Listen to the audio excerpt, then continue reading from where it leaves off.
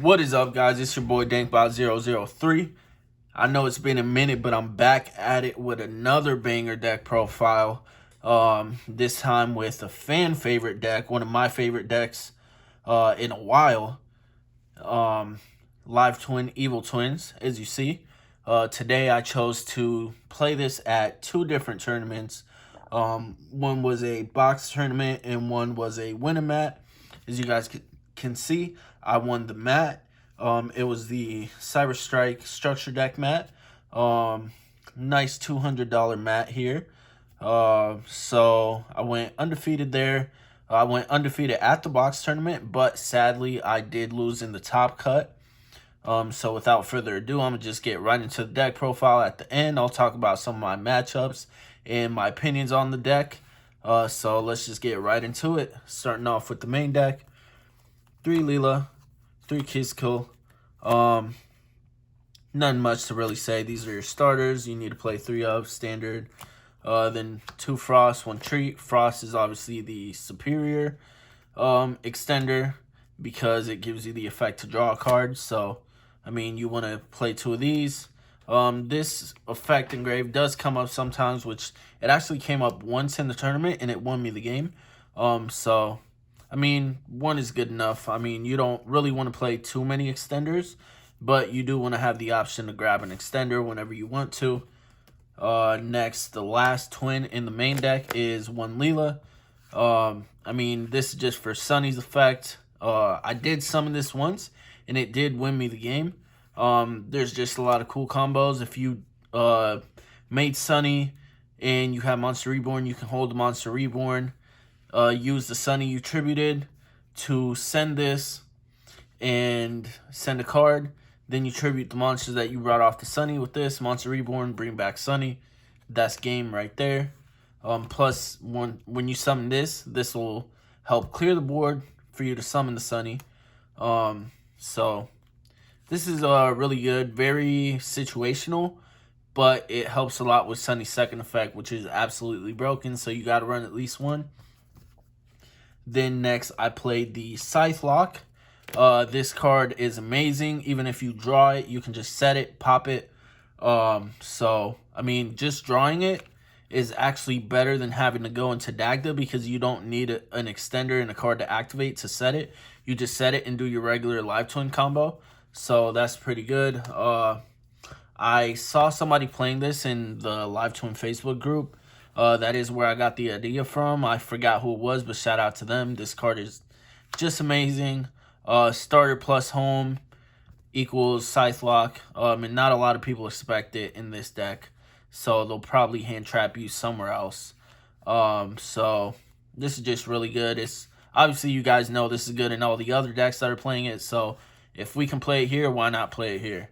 So that's it for the monsters. Next, the hand traps, which are basically monsters, but not monsters. So, 3 Ash. Ash is just Ash, nothing much to say. 3 Veiler, 2 Nibiru, 1 Ghost Spell, 2 Imperms. Love this ratio. It's really preference. Honestly, I might take out the Ghost Spell because the only time it came up was against Called by the Grave. But nobody really played Ghost Spell, so I am obviously playing, as you guys see, the weird ratios, the cross-out designators, which I'll get into later, but nobody played Ghost Spell, so there was really no reason to play it. It could have been any other card. Next, I am playing the 3 Passwords, standard, 3 Snitch, standard, and 2 home. The only reason I'm playing 2 home is because I am playing the Scythe. So, like I said, a starter plus a home equals Scythe Lock plus Sunny. So, that's just good. Next, I'm playing the God card. 3 droplets. This won me so many games, especially versus Sword Soul, because you just normal starter. Then they try to negate the effect. You send it to the grave, whether it be Imperm, the Sword Soul negate, or the Baroness. You just send to the grave, negate. Especially if you open Snitch, you activate Snitch, search starter, normal starter, activate effect. They try to negate. You send the starter and the Snitch to the grave. You negate their 2 monster negates, and you're free to play and do your combo. Plus, the reason this is a god card in the deck is because when you send your starter, you summon another starter, and you get to trigger that effect after this resolves. So that's really good. I would not play any less of Droplet. If you guys don't have access to it, you can play Chalice. But obviously, with just that neat interaction, Droplet is the superior card. I'm actually borrowing these, so I'm trying to get 3 because you really, honestly need 3 of that to play in here. You can play 2, but I just like saying this as many times as possible because I'm going second a lot. Because I just feel like the deck is really good going second. But yeah, so the 3 droplets, 2 cross out, just so you can play.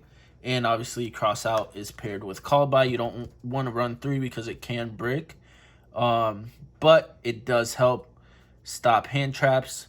So that's the reasoning for that. Then talents. Honestly, talents cross out in any search card or starter is just broken because you can just do your regular combo, look at their hand, or draw 2 into more interruptions. And if you're going second, you just take their monster, link with it. So yeah, talents is broken. Well, sorry about that. Next, the Monster Reborn, which helps with the Scythe combo and the Upstart. So that's, I mean, nothing else really, no traps. I really like this because it can go first and second. And I've been testing a lot of different builds of this, and this has by far been the strongest build for me. So that's why I'm running it at that. It does lose out game 1 to Imperial Order if they have anything else to stop your combo. If not, then you can just easily out the Imperial Order and then keep playing. But as you guys see, I run a lot of spells, so that is one problem that I ran into today. Next, for the extra deck, 3 Sunny, standard. I am playing 2 and 2. I think just 3 is too much, and it takes away a lot of spaces for other cards that help in different situations. And 9 times out of 10, just your 1 of each will equal 2 Trouble Sunny. So, I mean, there's no reason to run anymore, in my opinion. So that's it for the Twins. Next, I'm playing a Unicorn, Phoenix, Cerberus. I was opting to play Abomination over Cerberus, but I didn't really make Abomination that much. So, I mean, these are what I'm making more often because I am turn 2 or 3. I'm going to link climb up until the Unicorn and draw cards. So this is also a way to get your other twin engrave to revive it without making Sunny. So that's pretty good. Also helps lead to an OTK. Clears boards. I mean, you can't really ask for anything else. These are really good. I love them. I'm very in between Abomination and Cerberus, but this is what I ran at the tournament. At the second tournament. Then the Dagda, just for your combo. Next, you play 1 Zeus, 1 Downerd, 1 Centuria, and the Gym Buster. Gym Buster helped me a lot. The fact that it can burn also helps in time. And the Centuria, obviously, just to break boards.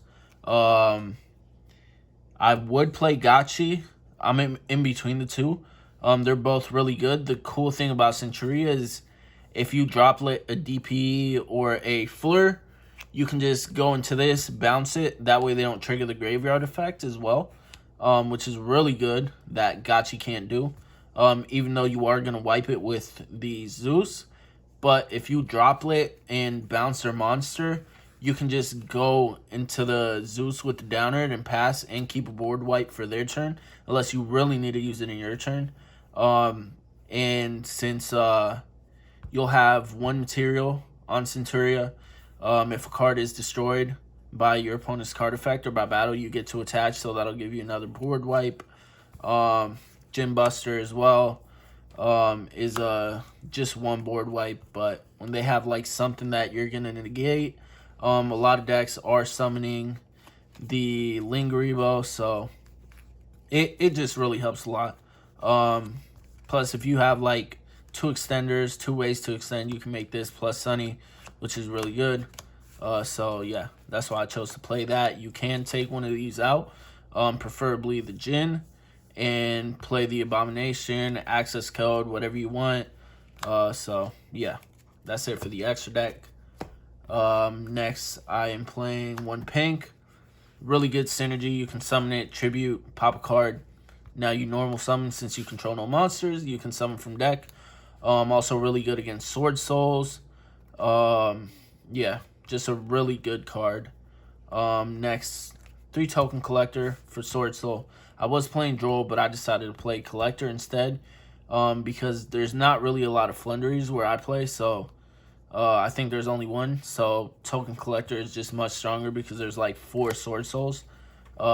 Then I'm playing for back row decks, Duster, Lightning Storm for back row and for monsters.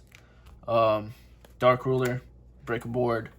Then I am playing the Order and 2 anti-spells, mostly for Sky Striker, because I do struggle with that matchup for some reason. I mean, not for some reason, just because DP plus Widow Anchor is really strong against this deck. So if you get the chance to go first, you can stop them from doing all those stuff. Then for board breaking, Evenly Matched is a really good card this format. Nothing much else to say about that. So yeah, that's it for the deck profile. So at the first tournament, I'll tell you guys my matchups. I played against Ultrageist round 1, beat them. This deck has a really good matchup against back row decks. Ultrageist, I did struggle a little bit. It was kind of grindy just because of the fact that they had Protocol. But against any other deck that doesn't have anything like Protocol, you have so many ways to get rid of back row that it just has a really good matchup. Then I don't remember what I played round 2, but I did win that. Round 3, I played against Sword Soul, beat them. Again, being able to start is really strong, and even going second, just the fact that you have droplets and talent is really good. Then I played against Dogma, Invoked with Enforcer. That's a really good matchup for this deck as well. Just because you run so many hand traps, you can stop them. And Droplet just stops their Mechaba, the Winda, or the Enforcer, which is what will really stop you from playing. Then in top 4, I did lose against the Ultrageist player. Shout out to him. That's my mans. I did lose to him. Game 3, I really bricked real hard. Then at the second tournament I went to, which was the Winamat that I went undefeated at. Sadly, there was no time to play out the top 4, which is, I mean, I would have wished to play top 4 just to get more practice, but it's also good because I did go undefeated. Who would have known I might have lost in the top 4?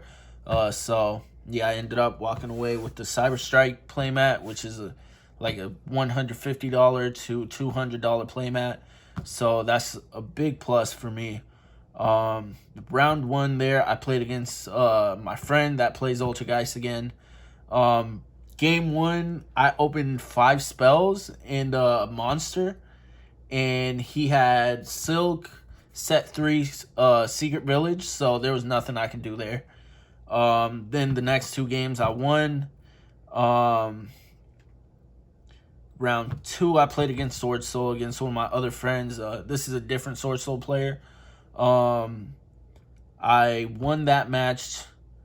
Then round 3, I played against another Invoked Enforcer Shadol deck with Dogmatica. That deck. I won that one 2-0. And then in the finals, I played another of the same deck, Dogma, Invoked, Enforcer deck, which was the one that I played in the finals of Swiss at the last tournament, and I beat them again. I just think this deck has a really good matchup against that. So yeah, I feel like this, just the fact that this deck can play so many going second cards, which are also strong going first, makes it a really strong choice this format. So this is more than likely what I'll be playing at Pasadena. I'm going to be doing a lot more testing as well, because I want to get the most optimal build. But this is probably one of my most favorite decks right now. It's really fun. It's really versatile, and it can play through a lot, plus play into a big board and break that board, which is really good. It's very consistent. I mean, I think I only bricked like maybe 3 times today. The one where basically every time I bricked twice by opening all hand traps, and I was not drawing any starters. Then the kind of brick was against Imperial Order versus Altergeist, or not Imperial Order, Secret Village, because I just had all spells. I mean, if they didn't have Secret Village, I could have played and probably broken their board, but it is what it is. I just really like this deck. So if you guys have like any ideas or changes you will make to the deck, feel free to leave me a comment and give me your opinion on the deck. Hopefully you guys like the deck profile and you guys try the deck out. It's really good. And yeah, with all that being said, guys, Dingbot003 signing out. Peace.